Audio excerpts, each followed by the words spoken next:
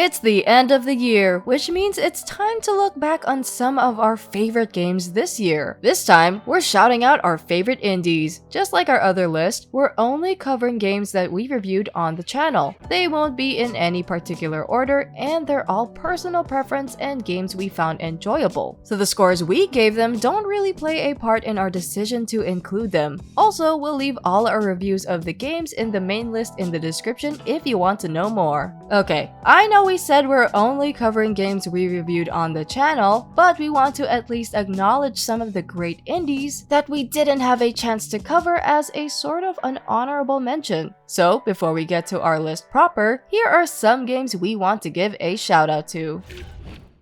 Friendslop. The first one is not for a single particular game, but for an emerging genre of indie games. Friendslop has been taking over the space for a while, with the pandemic cementing Among Us as the precursor to a lot of modern Friendslop, but it's only this year that it has gained its proper name. For those who don't know, Friendslop has become the name of these affordable, simple co-op games. There have been quite a few Friendslop games that came out this year, like the headliners, Repo, Peak, Mimesis, Are We There Yet? And I'm sure there are more that we haven't mentioned.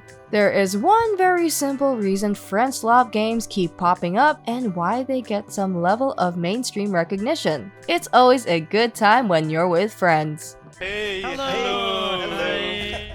Blueprints. We didn't get to cover this for the channel, but this game made a huge buzz in the indie game scene as one of the best puzzle games to come out this year. The game is about protagonist Simon P. Jones, heir to the mysterious Mount Holly estate, uncovering the enigma surrounding Room 46. The problem is that the mansion's ever-shifting maze-like halls are in the way. The game features roguelike puzzle gameplay to coincide with the mansion's constant changing. It's not a bombastic, flashy, fast-paced game. It encourages you to take it slow. Progressing through the game takes a discerning eye for detail, careful planning, and a lot of trial and error. At first, you will be lost at what the different rooms that you can place down on the blueprint mean, but as you move forward, you will become more and more familiar with the mansion's many rooms and what they can do for you.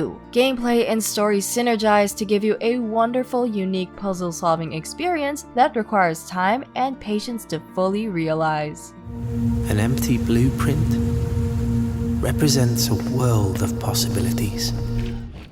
Dispatch. Another one we didn't get to cover, but some of us played in our spare time was Dispatch. Dispatch marked the amazing comeback of the former devs of the now shut down Telltale Games. It tells the tale of Robert, a seemingly normal guy, but he carries a secret. He is a renowned superhero Mecha Man. One night, while fighting his rival Shroud and his lackeys, the one thing that made him Mecha Man was destroyed. His mecha suit. It would take time and money to put it back together, and so in the meantime, he works as a superhero dispatcher for a ragtag bunch of ex-villains who want to turn their life around. Dispatch brings back the beloved story-focused, choice-heavy style that Telltale was known for. Each choice slightly alters the path your story takes, where by the end of the story, you'd have created an almost unique fingerprint of how your Robert story went. Accompanying the usual choice-heavy gameplay, we have the Dispatch gameplay where you match the capabilities of the heroes on your roster to the task that's presented to you. Dispatch brings us back to the glory days of Telltale's works, and we're looking forward to see more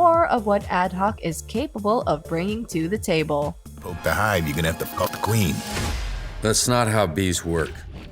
Now that our honorable mentions are out of the way, let's take a look at our main list of indies. Hollow Knight Silksong. We're starting off with one of the most anticipated indies of the year, Hollow Knight Silksong. Silksong follows the surprise hit Hollow Knight with Hornet, who is a major character introduced in the first game as the protagonist. Set in the strange kingdom of Farloom, Hornet sets out on a journey to ascend to the kingdom's peak and its shining citadel, and must confront new foes to uncover the mystery behind this haunted kingdom. Silksong builds on the customizability of your gameplay by giving you even more freedom with choosing how you want to play Hornet. With the introduction of stances, which all have their own strengths and weaknesses, you are able to tailor the way Hornet moves to your liking. The exploration also keeps you engaged as as the large map is filled with challenging puzzles, intense fights that truly test your mastery of the game, and lovable friends to meet. All this makes Silksong a worthy follow-up to Hollow Knight.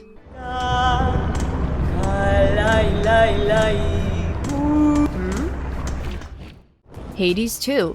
Speaking of worthy follow-ups, Hades 2 definitely belongs to that category. It feels like Hades 1, but more. More depth, more style, and more ways to break the game in your favor, proving that sequels can be better than their precursor. Combat is snappier, more flexible, and packed with new tools that let you experiment in ways the first game couldn't. It keeps the same vibe as the previous game, where every run feels like a chance to try a new playstyle. The writing still nails that perfect mix of myth, humor, and heart, making every conversation feel like something worth sticking around for, even if you die one too many times. The larger scope really gives this one its edge, its sequel feel. New gods, new enemies, and entirely new regions give that game that fresh but familiar feel that's hard to pull off in a sequel. You get a clearer sense of just how big and layered Supergiant's take on Greek mythology really is, and the new cast fits in so naturally that it's easy to forget they weren't part of the original. The story unfolds gradually, piece by piece, in a way that feels deliberate and smooth, keeping you curious about what might happen on your next run. Speaking of which, what makes Hades 2's gameplay loop so addicting is how much the game rewards you every time you dive in, win or lose. It literally will keep you in a gameplay loop. New interactions pop up when you least expect them, and upgrades give you new ways to tackle tougher stages. The game practically encourages you to keep playing, and it's easy to get lost in its gameplay loop because it's just so fun that you can't help but kill time. Literally. I regret having to contact you at such a time. It's not my custom to intervene during moments of doom, only to observe.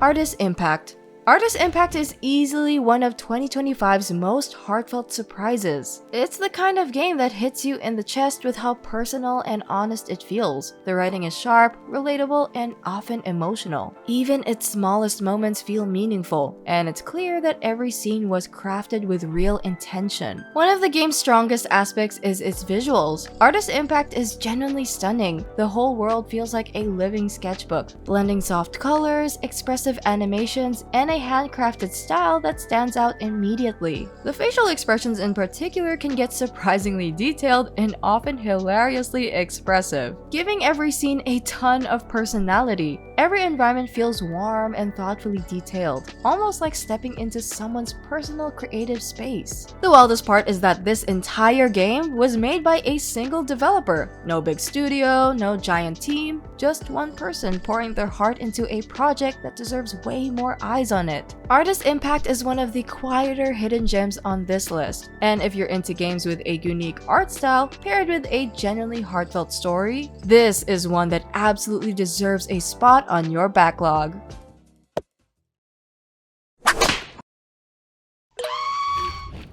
Tiny Bookshop. Speaking of quiet hidden gems, we're taking a break from the action for a while to get cozy. Tiny Bookshop is a chill game that allows us to, like most cozy games, live in a quiet town and enjoy the slow life. You move into a tranquil seaside town to open up your titular tiny bookshop. As you can probably guess, the game is all about managing your bookshop. You stock and restock your books, decorate your store, and open up shop. During open hours, you will be helping your customers find the right book for them according to their preferences. Regulars will also come by your shop to have a quick chat, and sometimes will request you to do certain things. These chats with your regulars are what move the story forward and show how much you've started to belong to the town's community. You can progress the quests at any time you want, manage your shop at your own pace, and aren't at risk of any game over. A lot of cozy games, especially in the farming sim space, tend to get hectic with all the things you have to do in a single day. But Tiny Bookshop really gives you that space to breathe and just enjoy. The gameplay is quiet, maybe even too quiet for most people, but it really is for those who just want something to cozy up to at the end of the day.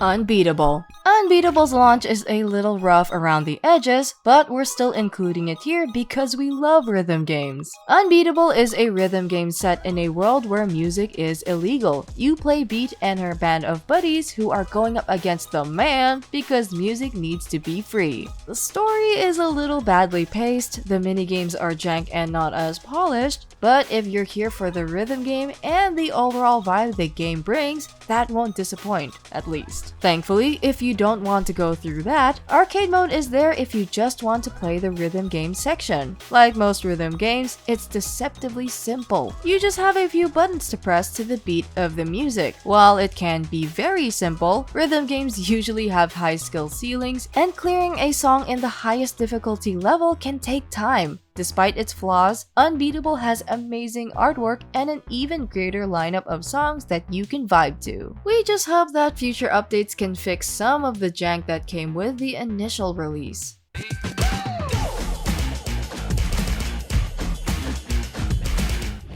Rift of the Necrodancer. Now that we're done talking about the most recent rhythm game of the year, we move on to our favorite rhythm game of the year. Rift of the Necrodancer follows up on the highly acclaimed Crypt of the Necrodancer with a more traditional looking rhythm game format. But don't be fooled, there's more to this rhythm game than meets the eye. Rift of the Necrodancer follows the story of Crypt of the Necrodancer's protagonist, Cadence, as she is reverse isekai'd into a more modern normal world, looking for a way back to her home world. At its most basic, Rift of the Necrodancer follows the formula of most rhythm games. You have a vertical note highway, and you have to press the buttons to the rhythm as the notes fall. However, the devil is in the details, or in this case, the note types. Rift of the Necrodancer has the most varied note types I've seen in a rhythm game. They all function differently. Some note types only need to be hit once, some tap twice, some you need to hold, some move from side to side, some move as soon as you hit them, etc. These note types will keep even the most battle-hardened rhythm game veteran on their toes when they play it for the first time. Of course, what's a rhythm game without an amazing OST? Rift boasts an amazing original lineup as well as collabs with various IPs and a custom mode for when you want to make and upload your own beat maps. When it comes to rhythm games in 2025, Rift of the Necrodancer has to be on your list.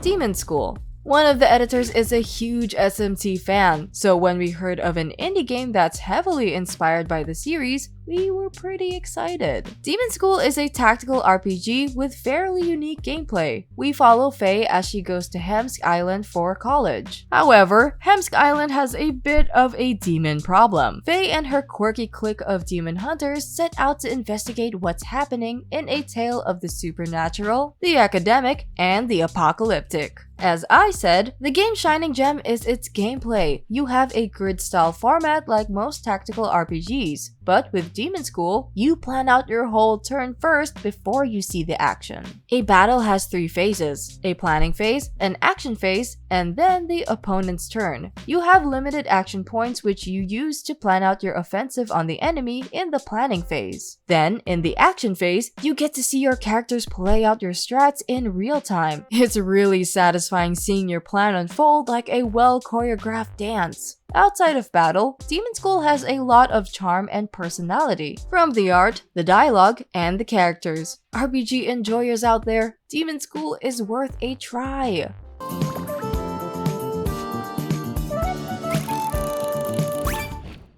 Skate Story. Last but not least on our list is Skate Story. Skate Story is one of the trippiest games we played this year. It'll have you going, what the hell is going on, for most of the game, but trust us, just let it take you on for the ride. Skate Story tells the tale of a demon who made a deal with the devil to eat the underworld's moon. Well, yeah. But how does the demon get to the moon? Well, by using a skateboard that his soul is now contractually bound to, obviously. Skate Story's gameplay is much like Skate if you blended it up with an action-adventure game like Sonic or something. Throughout the story, you learn iconic skating tricks starting with the basic like ollie, to the pop shove it, kickflip, until you're out there combining all your tricks with grinding, manuals, and spins. Gameplay can be split into 3 different sections: hub area, high-speed sections, and boss battles. In hub areas, you can just chill out and experiment on your tricks. In high-speed areas, you have to dodge hazards while doing tricks as you go through various gates leading you to the next stage. Boss battles, and yes, there are boss battles, are all about defeating the boss with your sick tricks. Skate Story truly is a weird and wonderful experience, from its story to its gameplay and its amazing visuals and even more amazing OST. Honestly, just the OST alone is worth getting this game for. Give Skate Story a shot if you love psychedelic vibes and a good skateboarding game.